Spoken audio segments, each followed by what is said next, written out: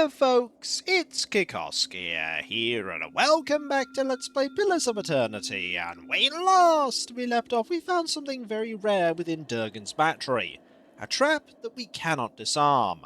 This trap is preventing us from getting into a chest in the Armory.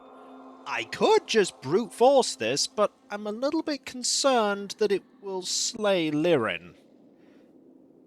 But I really want what's inside that chest. And I'm not likely to be heading out anytime soon. This +3 resolve might be useful.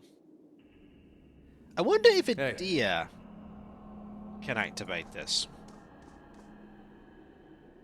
You cannot disarm the trap. Do you wish to trigger it? Sure. Okay, it didn't just hit... do us some good.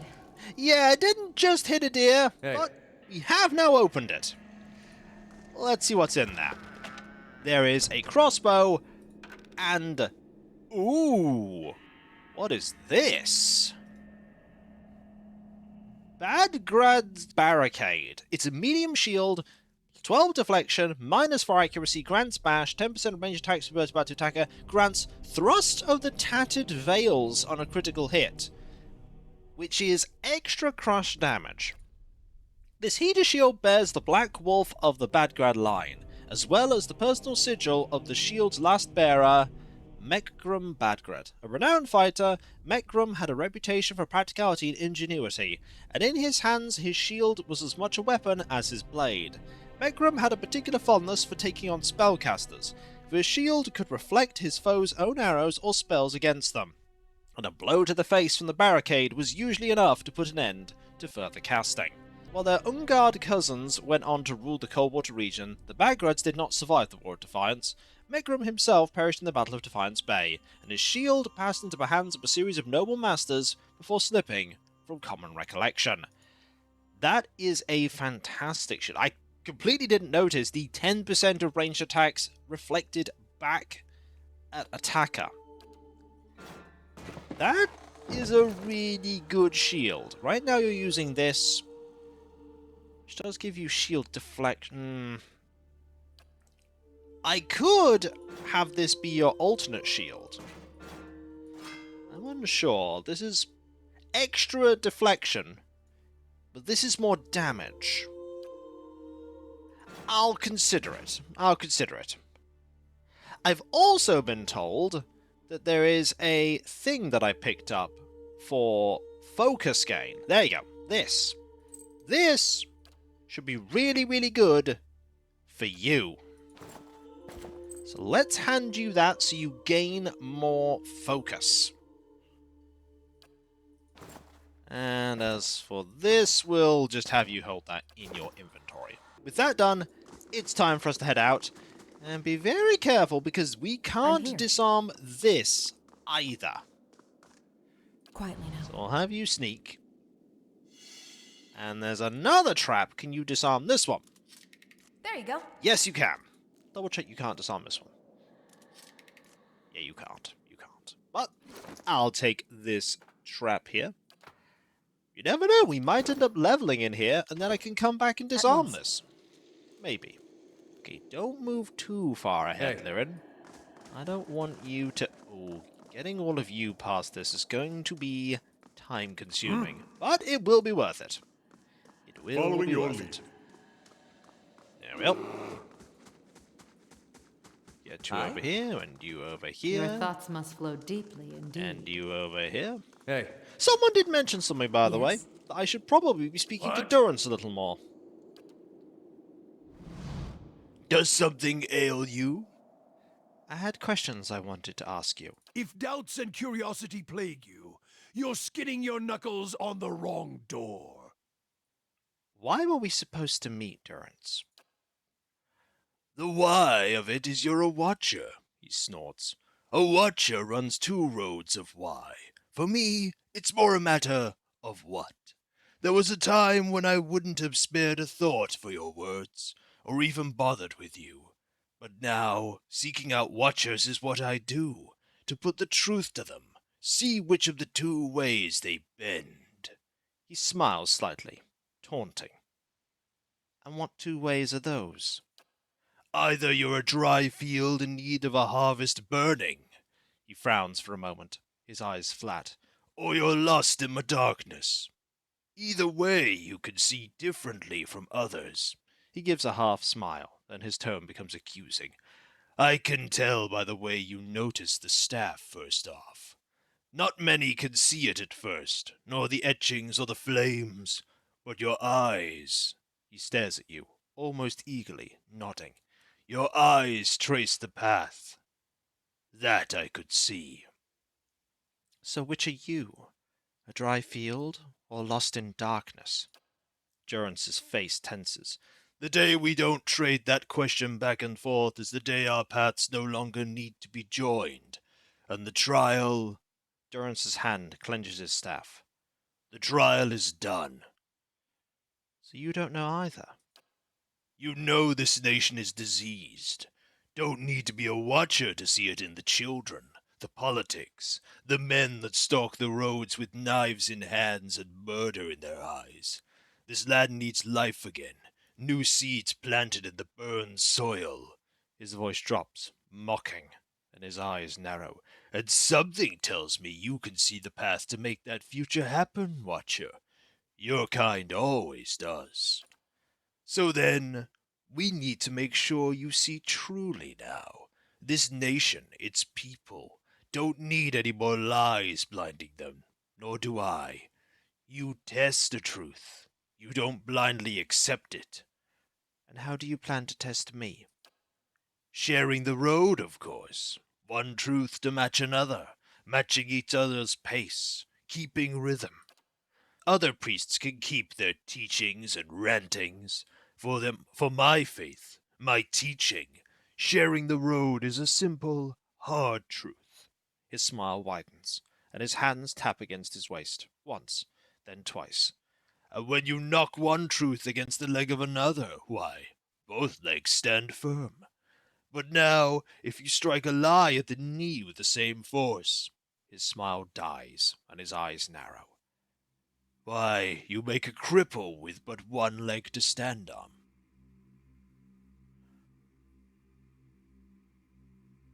You won't find my truth lacking.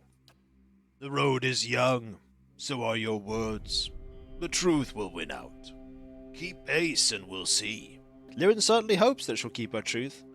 Let me ask you something else. The cost of troubling me seems to worry you little. I wanted to know more about you. Durance is an odd name. No more than Watcher. And Durance is not a name, it is a title. What does your title mean? Durance? We've shared the fire and a difficult road enough. Enough to know you're willing to suffer one and walk the other. Every god who has followers has a chapter solely for them, whether they know it or not.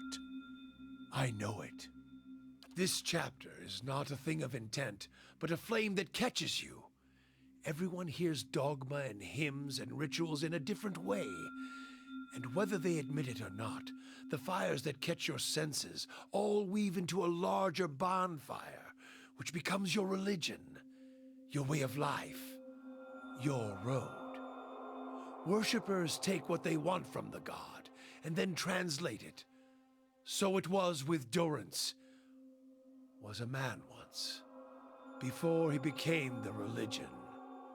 I am not familiar with the teachings of Durance, I will admit. There is no scripture, no poetry or wordplay open to interpretation. Its disciples are often not welcome, so they walk the road. A physical devotion. Many a metaphor has killed a man, when it would have been best to show him the truth of it, as ugly as it may seem. Before Durance, I put my faith in a great many such words, and encouraged others to do the same. All were weaker for it, unworthy of the flame. Durance's face darkens. The devotions are from days when Magram would not simply open her legs for any eager young initiate. Instead, she would turn away these faithful and ask them to wander the land to prove themselves devout. Based on the trials and judgments, then access to Begod is granted. But it was up to each initiate to find the fire within them, and that fire... Durance frowns. That fire rarely burned when first they came to Magran's door and sought acceptance. Begging is not what transforms one, but to say such now, the words are not welcomed as they should. Why is that? The reasons are so many you would age and die listening to them all. But the teachings of Durance also included casting established clergy out who might need reminders of such devotion as well. And no priest seeks to be removed from his comforts, whether food, bed, or a whore's warm mouth on him. Those are trials that few can bear to let go once the comforts have been taken. He frowns, his eyes darkening. They see the trials of Durance as unnecessary for the continuation of the faith, inconvenient sometimes. They hold fast that there are other ways to spread Magran's fire without leaving marks as Durance taught.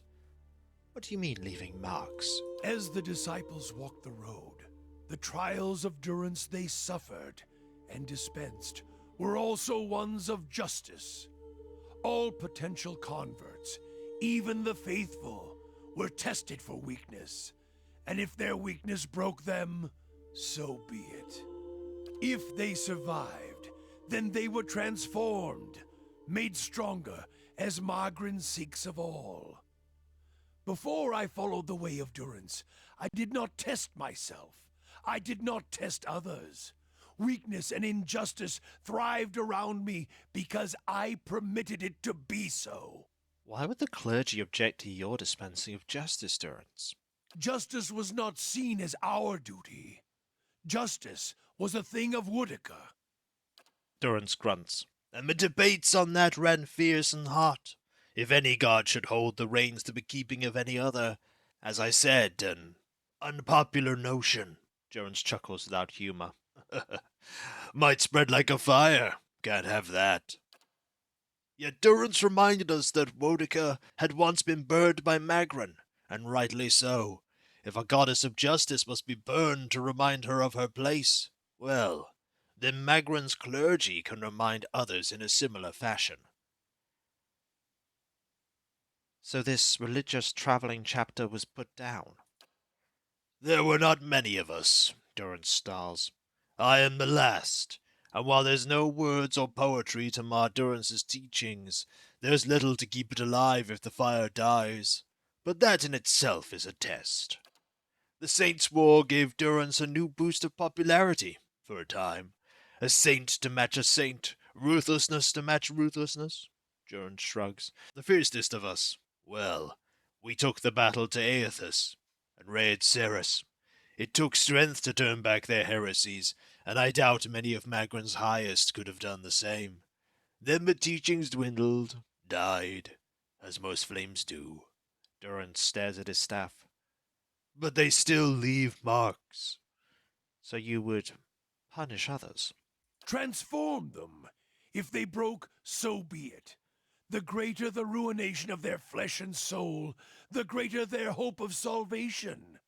It was the struggle that would strengthen them. One can have enough of words until you hunger for giving the red gift to some prattling fool, whether they serve Magran or not. God and faith can drive a man to do much others would find difficult.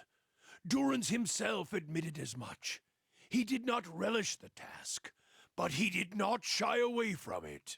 Durance licks his lips as if dry, and a sheen of sweat forms on his brow, glistening. And you follow this teaching, do you, Durance? All life does, whether by Magran or not. The Saints' War made it necessary, and as distasteful as it may have seemed, well, now, every mark of Aethys, every weak soul that exposed our throat to the enemy, they would answer for every soldier and Magran disciple that had fallen. I punished others, yes, men, women, children, and I did not spare the staff or any other instrument I felt would learn them and strengthen them. A purge not just of Aethys, but of frailty, A burning of dry fields. A sacrifice at the whore's altar. Is Durance starting to doubt whether this was something he should have done? Maybe. That might be why he's traveling with us, even if he doesn't admit it. But who needs her words when one has her flame to show the way? We have seen more than once that we can stump Durance's conviction.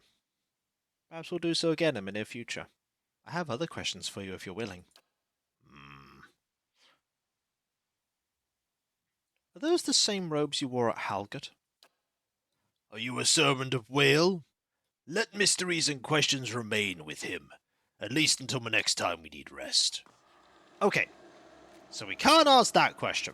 I'm here. Now, is there anything else you can talk to Grieving Mother about? Your mind comes bearing questions, Watcher. It does. And there's actually nothing else that we could talk about. Fair enough. At once. Worth checking. Yes? Nothing new with you, Kana? That shade, then, was the great Ardnua? Death, I know, can twist the soul, and yet I felt more sadness from him than anything else. To think he built the whole of the Endless Path so that he could see his son once more. I don't know if I blame him for it. For one moment to the next, I keep changing my mind.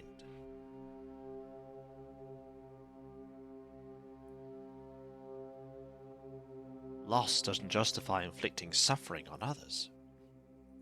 No, you're right, of course, Carter sighs. It's very easy in the darkness to believe your own candle burns brighter than everyone else's. But I pitied him, even so. Thank you for lending an ear. Was there anything else I could do for you? Nope, literally nothing. What about you, How may I Aloth? help? Anything from you? Aloth looks at you with quiet attentiveness. How may I be of service? About your parents, Aloth. He looks at you cautiously. Yes?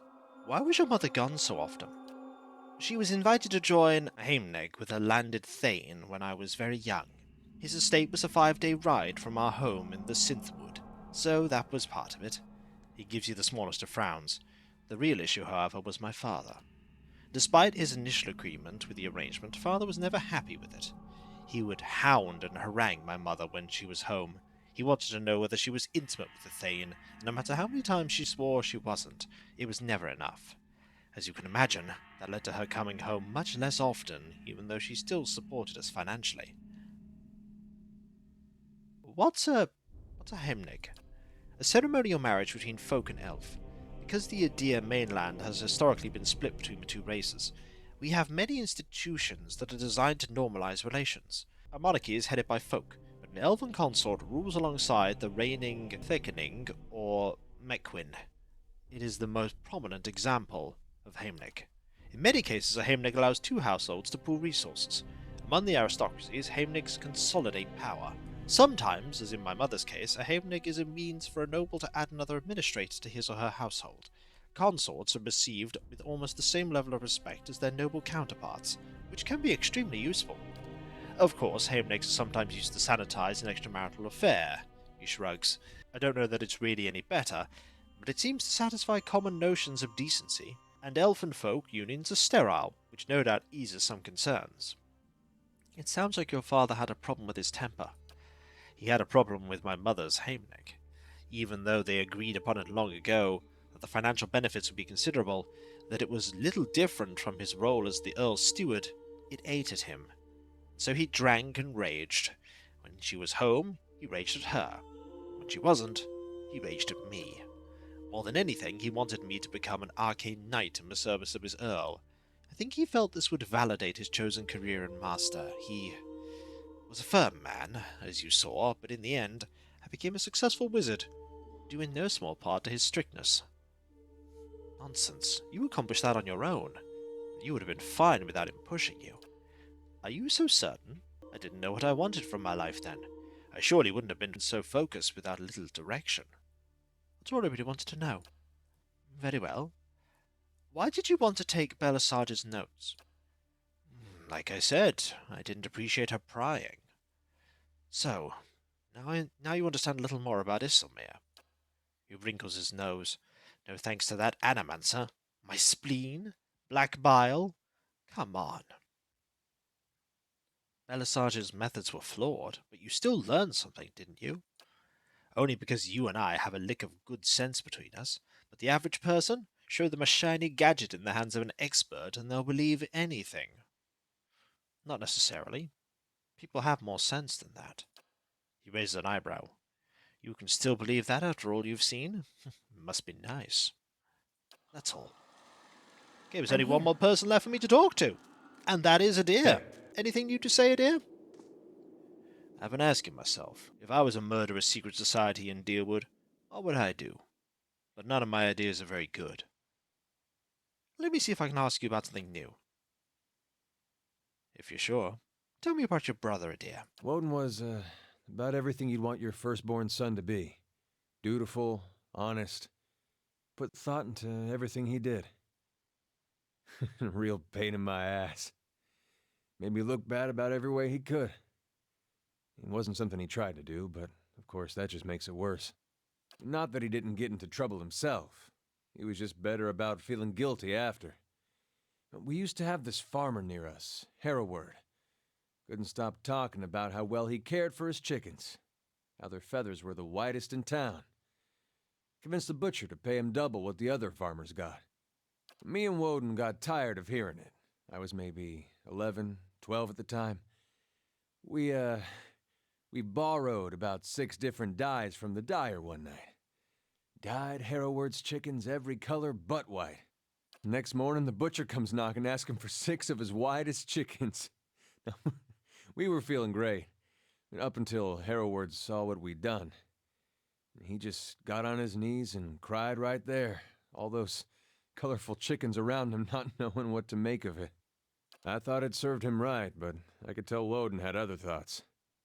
Sure enough, the next day, every one of those chickens had been scrubbed down. They weren't white, mind you, but Woden sure tried. Never said a word to me about it, but I knew.